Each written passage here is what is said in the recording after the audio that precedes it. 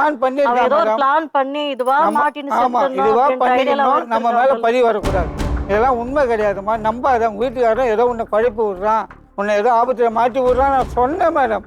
எனக்கு தெரிஞ்சிச்சு. நான் சொன்னேன்மா உன்னை ஏதோ பிளான் பண்றான், அவன் நம்பாத நீ. அவரோட விட்டுருக்க கூடாது நீங்க. சொல்லிட்டேன் மேடம். அது காலைல ரொம்ப நாங்க சொல்லிட்டு நம்பல மேடம். அது நம்பவே நம்ம இல்ல. சொல்றத மட்டும் தான் நம்பவே நம்பிச்சேன். இல்ல. அவன் அந்த அளவுக்கு நம்ப வச்சிருக்கிறான் அதை. இந்த 3வது வீட்டுக்கு வந்தா, கடைசியா ஒரு வீட்டுக்கு வந்தா இல்லைங்களா, அங்க பாத்தீங்கன்னா வடநாட்டுக்காரங்க ஆப்போசிட்ல வேலை பார்க்குறாங்க.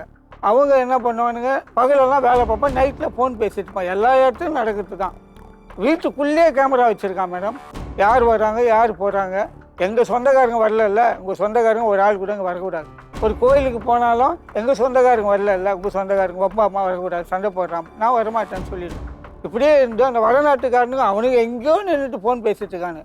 இங்கே பாரு உன்னை தான் ஃபாலோ பண்ணுறானுங்க அவனுங்க. நைட்டு 12 மணிக்கு எடுத்து அதுக்கிட்ட கேமரா உள்ளே யார் யார் பேசுறோமோ அதெல்லாம் வீடியோ எடுக்கிறான், எடுத்து வச்சிருக்கான் மேடம். கேமரா என்ன என் பொண்ணு எடுத்து வந்து இவங்ககிட்டயும் சண்டை போட்டுச்சுன்னா என்கிட்ட ரொம்ப அனாசம் திட்டி என்னது.